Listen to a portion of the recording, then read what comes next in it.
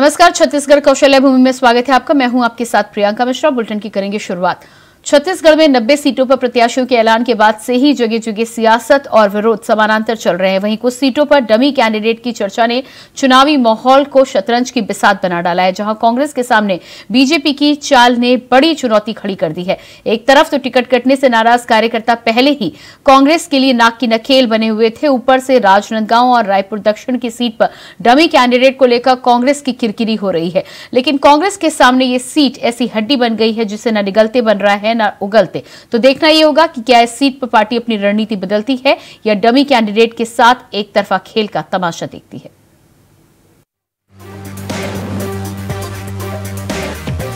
छत्तीसगढ़ में विधानसभा चुनाव को लेकर भाजपा कांग्रेस के साथ साथ हर दल ने प्रदेश की 90% सीटों पर अपने अपने प्रत्याशियों को चुनावी मैदान में उतार दिया है।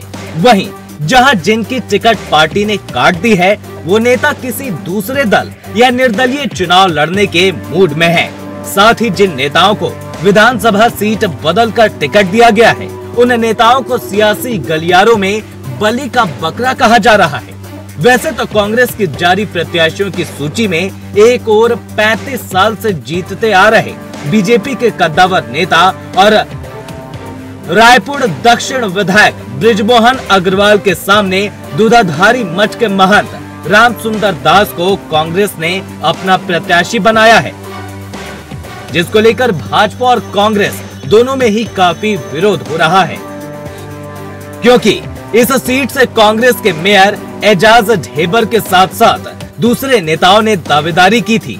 साथ ही महंत रामसुंदर दास बृजमोहन अग्रवाल के गुरु हैं। महंत ने खुद पहले बृजमोहन अग्रवाल के खिलाफ चुनाव न लड़ने की बात कही थी, जिसका एक पुराना वीडियो सोशल मीडिया में वायरल भी हो रहा है।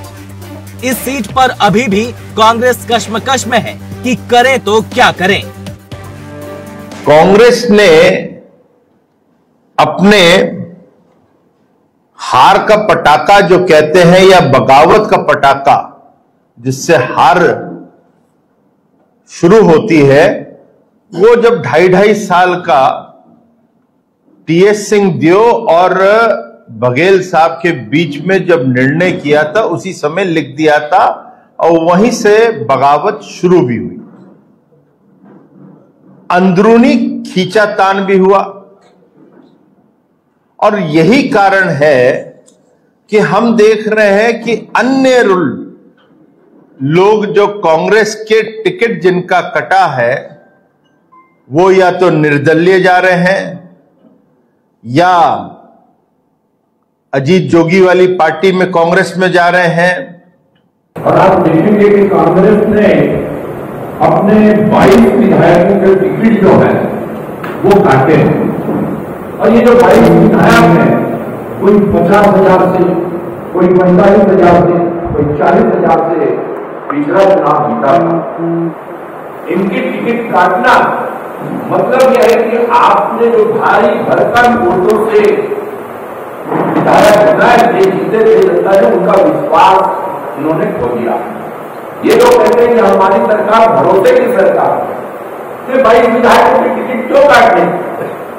ये 22 विधायक जनता के साथ साथ कांग्रेस का भी विश्वास खो चुके हैं। दूसरी ओर वीवीआईपी विधानसभा सीट, जहां से पिछले 15 सालों से पूर्व मुख्यमंत्री डॉक्टर रमन सिंह चुनाव लड़ते आ रहे हैं, वहां से गिरीश देवांगन को कांग्रेस ने अपना प्रत्याशी बनाकर जनता के बीच उतारा है, जिसे लेकर भी कांग्रेस में संशय की स्थिति बनी हुई है, क्योंकि यह गिरीश देवांगन का जनाधार नहीं होने की बात सियासी गलियारों में खूब चल रही है। सियासी गलियारों में चर्चा ये भी है कि बलौदाबाजार भाटापारा सीट से गिरीश देवांगन ने टिकट की दावेदारी की थी, लेकिन उन्हें पार्टी ने राजनांदगांव से टिकट दिया।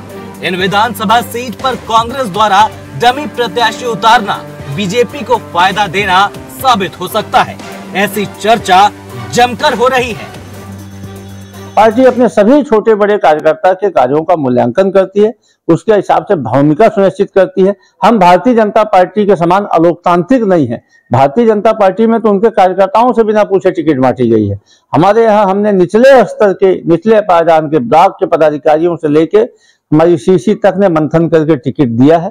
जो निर्णय हुआ उसमें निकल के सामने आया, उसके हिसाब से निर्णय हुआ।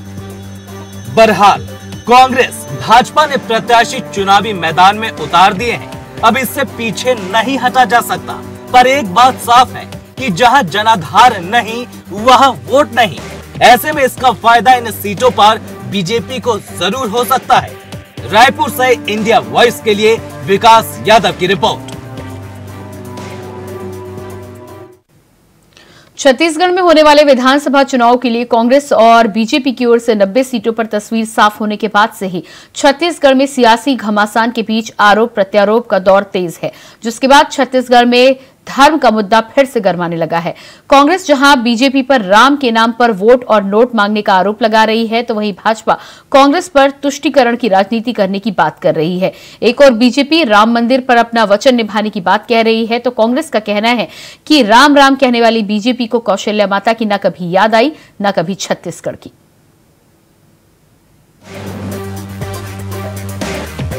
चुनावी मैदान में प्रत्याशियों के चेहरे साफ होने के बाद फिर से प्रदेश की राजनीतिक फिजा में धर्म और धर्मांतरण का मुद्दा छाने लगा है। एक तरफ बीजेपी कांग्रेस सरकार पर लगातार ईडी, आईटी के द्वारा भ्रष्टाचार को लेकर की गई कार्रवाई और धर्म और धर्मांतरण के मुद्दे पर सियासत कर रही है, तो कांग्रेस दावा कर रही है कि उनके राज में जनता के लिए हितकारी योजनाओं पर अमल हुआ है।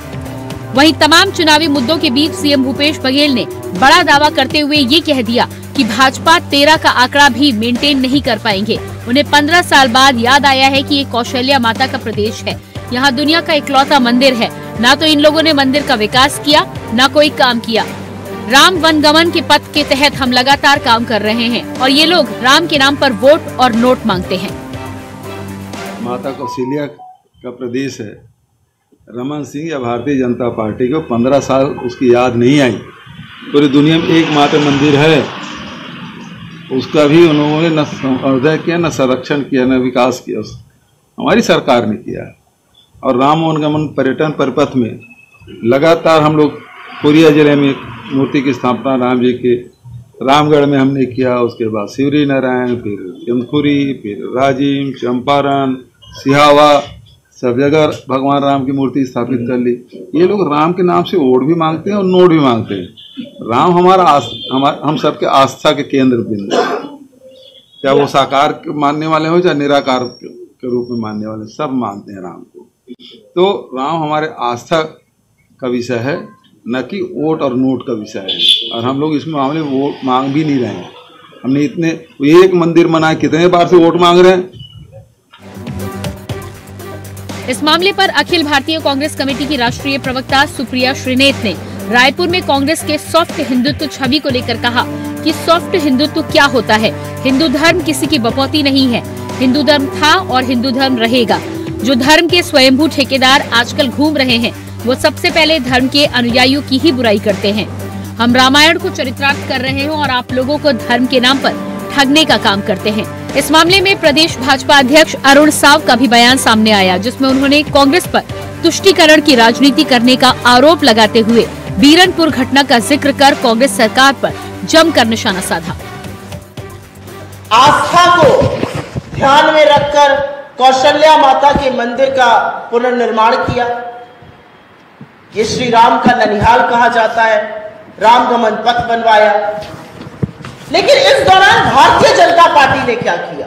हम ये सारी चीजें, ये सारे आंकड़े, ये सारे कीर्तिमान लेके आज जनता के बीच में खड़े और जनता पे हमने छोड़ा है।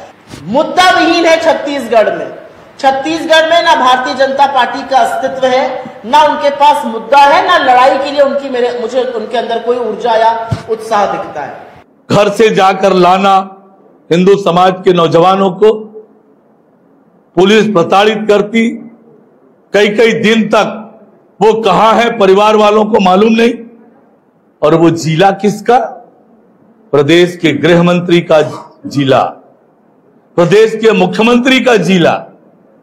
कितने बेखौफ होकर अपराधी अपराध कर रहे हैं। झूठे मुकदमे में जेल में डालने का काम ये सरकार करती है। सांप्रदायिकता इसको कहते हैं। शैलजा जी, आपको आपके सरकार का रिपोर्ट कार्ड लेना चाहिए कि आपकी सरकार कर क्या रही है। वोटिंग के पहले जनता जनार्दन को साधने सियासी दलों में जमकर आरोप प्रत्यारोप का दौर चल रहा है। सियासी दलों ने जीत के लिए धर्म और इससे जुड़े कार्यों का बखान करना शुरू कर दिया, पर देखना यह है कि जनता धर्म या कर्म किस पर भरोसा करती है। रायपुर से इंडिया वॉइस के लिए विकास यादव की रिपोर्ट। एसपी दिव्यांग पटेल ने नक्सल प्रभावित क्षेत्र का दौरा किया है। विधानसभा चुनाव को संज्ञान में रखते हुए कांकेर में बनाए गए स्ट्रांग रूम का निरीक्षण किया गया, तो वहीं सुरक्षा संबंधित दिशा निर्देश देते हुए कहा कि ये ईवीएम मशीनें आते ही यहां पर 24 घंटे फोर्स का डिप्लॉयमेंट किया जाएगा, मोर्चा बनाया जाएगा, साथ ही बैरिकेड कर सुरक्षा व्यवस्था की जाएगी। इस दौरान उन्होंने मौके पर उपस्थित अधिकारियों को स्ट्रांग रूम में सभी व्यवस्थाओं को सुनिश्चित करने के साथ सुरक्षा के दिशा निर्देश भी दिए।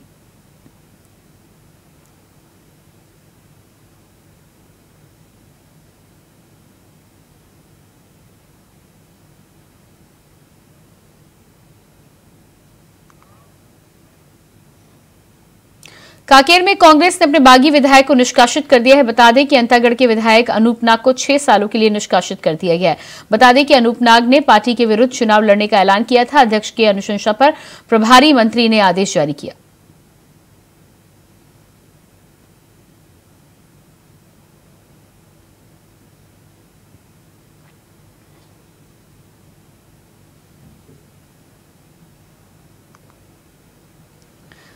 पूर्व केंद्रीय राज्य मंत्री रविशंकर प्रसाद आज सूरजपुर पहुंचेंगे, जहां बीजेपी प्रत्याशियों की नामांकन रैली में शामिल हुए। रंगमंच मैदान में आम सभा को संबोधित करते इस दौरान बीजेपी मंत्री प्रत्याशियों के समर्थन में जनता से भी वोट मांगेंगे।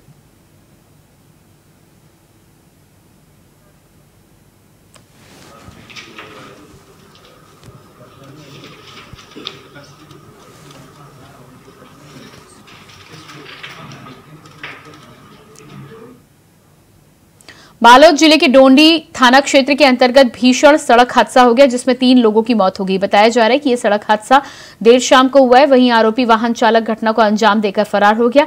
तीनों मृतक कुआ गोंदी निवासी बताए जा रहे हैं। सूचना मिलने पर पहुंची पुलिस अब जांच में जुट गई है।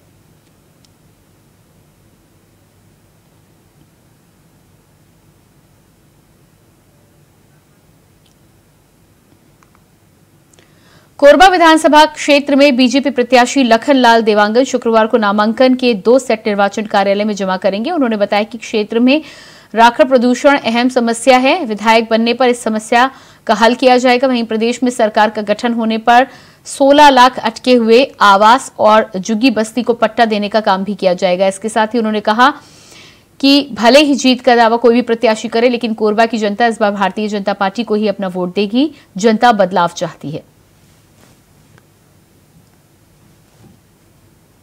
कोरबा में बहुत बड़ा गंभीर समस्या है, जो राखड़ का बहुत बड़ा मुद्दा है। यहाँ पर बाईपास सड़कों का बहुत बड़ा मुद्दा है। आज बालको सड़क हो या कुसमुंदा सड़क हो, हमेशा जाम पड़ा रहता है। इसको निजात दिलाना है और हम लोग बाईपास सड़क का निर्माण कराएंगे।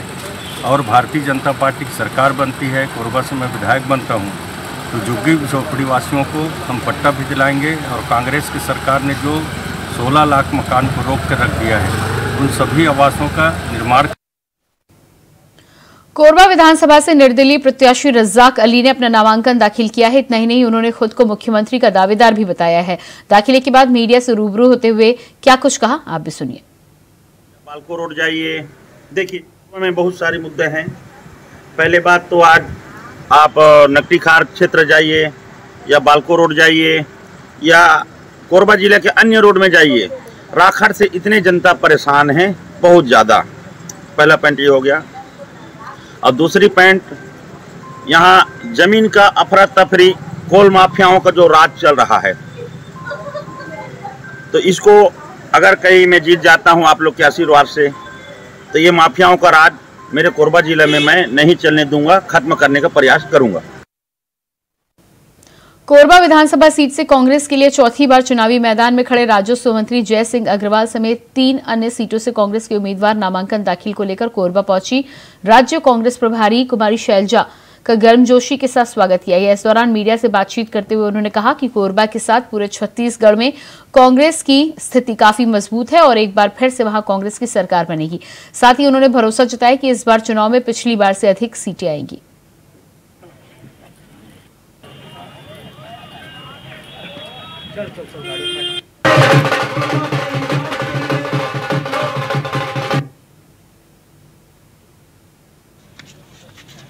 यहाँ पर कांग्रेस पार्टी अपने आप में मजबूत है।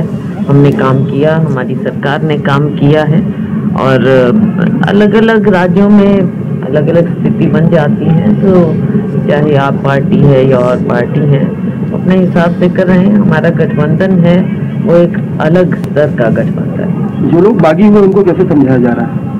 सबसे बात की जा रही है और बागी तो नहीं कहूंगी मैं, थोड़ा मन में उनके लगता है कि टिकट, कुछ उम्मीदवार टिकट के थे, कुछ एमएलए थे, तो प्रत्याशी पुराने हमारे रहे, तो ऐसी कोई बात नहीं है, सभी कांग्रेस के परिवार का हिस्सा है। कोरबा विधानसभा का रण जीतने कांग्रेस की तरफ से 3 बार के विजेता जय सिंह अग्रवाल चुनावी मैदान में उतर चुके हैं। उनके नामांकन दाखिल के दौरान हजारों की संख्या में लोग सड़क पर उतर आए। सुबह से ही लोगों की भीड़ घंटाघर ओपन थिएटर के मैदान में उमड़ने लगी थी और देखते ही देखते खाली मैदान जनता से भर गया। वहीं जिला निर्वाचन अधिकारी के सामने पर्चा दाखिल करने के बाद जय सिंह अग्रवाल ने मीडिया से चर्चा करते हुए दावा किया कि इस बार उनकी जीत का आंकड़ा करीब 30,000 वोटों का रहेगा। 5 साल के कार्यकाल में उनके द्वारा जो कार्य किए गए हैं उसके आधार पर क्षेत्र की जनता उन्हें जीत का आशीर्वाद देगी। कोई है नहीं पहली चीज, और चुनाव प्रचंड बहुमत के साथ जीतेंगे। 3 चुनाव हमने लगातार जीते हैं। 2008 का 587 वोट से, 2013 का 14,449 वोट से और 2018 का 11,806 वोट से। लगभग तीनों चुनावों में जो जीत मिली है उसकी संख्या मिला के जीत की 27,000 के आसपास होती है और 30,000 से ज़्यादा वोटों से इस चुनाव को हम लोग जीतेंगे। मुद्दे कौन से हैं? मुद्दे तो कोरबा क्षेत्र की जो जनता की अपेक्षाएं थी उसमें बिजली, पानी, सड़क, शिक्षा और चिकित्सा के क्षेत्र में बेहतर काम हम लोगों ने किए हैं। सामुदायिक विकास के काम भी किए हैं, समाजों का विकास भी किया है। पानी की समस्या 100% ख़त्म हो चुकी है। बिजली के पूरे एक घर तक बिजली पहुंचा दिए, एक घर तक राशन कार्ड बनवा दिए और साथ में मेडिकल कॉलेज खुलवा दिए, हमर क्लिनिक खुलवा दिए और जो बचे हमर क्लिनिक है वो भी खुलवाएंगे। और इसी के साथ फिलहाल इस बुलेटिन में इतना ही। खबरों का सिलसिला जारी रहेगा। नमस्कार।